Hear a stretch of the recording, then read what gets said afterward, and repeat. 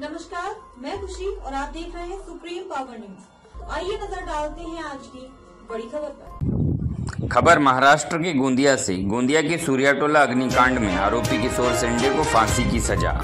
गोंदिया जिला सत्र न्यायालय का फैसला। आरोपी किशोर सेंडे ने आधी रात में अपने ससुर, पत्नी और बच्चे को जिंदा जला दिया। गोंदिया जिला सत्र में पहली बार मौत की सजा सुनाई गई। यह शहर के सूर्याटोला इलाके में रहने वाली एक महिला फरवरी 2023 को जब उसका पति घर आया तो उसके ससुर ने उसकी पत्नी, 5 साल के बेटे और ससुर पर पेट्रोल डालकर जिंदा जला दिया और पुलिस ने कुछ ही घंटों में आरोपी को गिरफ्तार कर किशोर सेंडे को आज मौत की सजा सुनाई गई।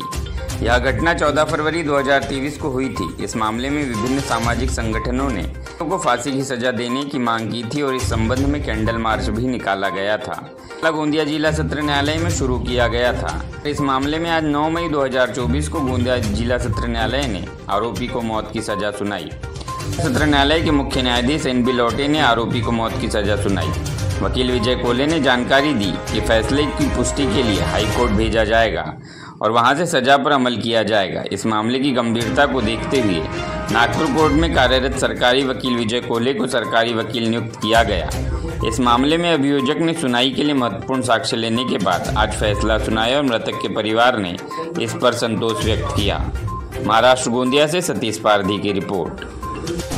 किशोर श्रीराम शेंडे हा जो याच्यातला आरोपी आहे, तर याने गेल्या वर्षी 2023 फेब्रुवारीमध्ये आपला लहान मुलगा, पत्नी आणि सासरे या तिघांचा पेट्रोल ओतून त्यांचा जाळून त्यांची हत्या केली होती। तिहेरी हत्याकांडाने पूर्ण शहर हादरलं होतं। सूर्याटोला नावाची जी जागा आहे, रामनगर पोलीस स्टेशनच्या हद्दीमध्ये जी वस्ती आहे, तिथल्या सगळ्या नागरिकांमध्ये एक प्रकारची भीती आणि चिडीचं प्रचंड रोष असलेलं असं एक वातावरण त्या ठिकाणी निर्माण झालेलं। आणि अशा परिस्थितीमध्ये याच्यामध्ये योग्य तो तपास केला, आरोपीला ताब्यात घेतलं आणि 1.25 वर्षाच्या आतमध्ये माननीय न्यायालयाने हा निकाल दिलेला आहे, ज्याच्यामध्ये मरोस्तवर फाशीची शिक्षा ही सुनावण्यात आलेली आहे।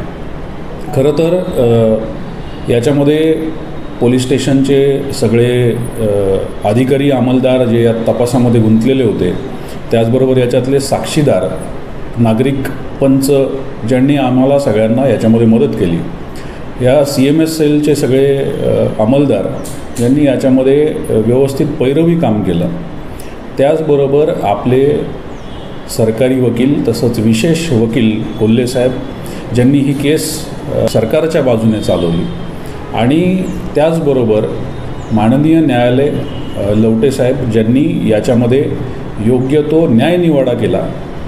या सगळ्या लोकांमुळे हे सगळं शक्य झालं आणि त्यामुळं आपले सगळे अधिकारी, अंमलदार, सगळे नागरिक जे यामध्ये एक साक्षीदार म्हणून काम करत होते, पंच म्हणून काम करत होते, यांचं खरं तर म्हणावं तेवढं कौतुक कमी आहे।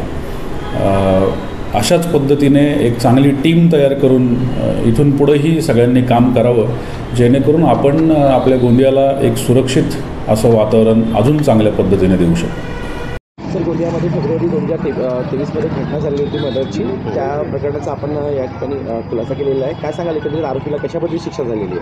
आज प्रथम तदर्थ न्यायाधीश श्री लवटे साहेब यांनी आरोपी किशोर शेंडे याला कलम 302 अन्वये याच्यामधले जे मृतक होते आरती, त्याच्यानंतर जय आणि देवानंद मेश्राम या तिघांनाही जाळून ठार मारल्याप्रकरणी फाशीची शिक्षा सुनावलेली आहे। आणि या केसमध्ये ही रेअरेस्ट ऑफ रेअर केस का होती, यामध्ये या आरोपींनी त्यांना तिघांनाही ते स्वतःचे त्याचे जवळचे नातेवाईक होते, त्यांना जाळून त्यांनी मारून टाकलं।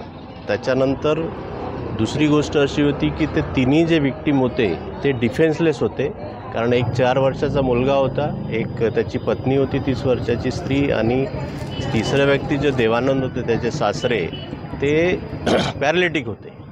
त्यामुळं ही दुर्मिळातली दुर्मिळ घटना होती, म्हणून न्यायालयाने सारासार विचार करून आज या केसमध्ये गोंदियाच्या जिल्हा निर्मिती झाल्यानंतर त्यांच्या इतिहासातली पहिली फाशीची शिक्षा आहे।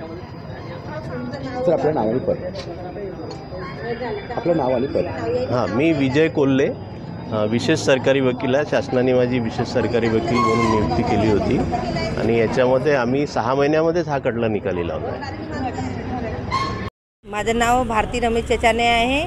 जे आरती किशोर सेंडे त्यांची मी वहिनी लागतो आणि ममताबाई मेश्राम आमच्या घरासमोर राहत होते. ते आपल्या माहेरी आली होती. तिला खूप तिचे घरचे जे नवरा होता त्यांना खूप त्रास करत होते. तर त्यामुळे ते 2 महिन्याच्या पासून आमच्याकडे सुरतला राहत होती.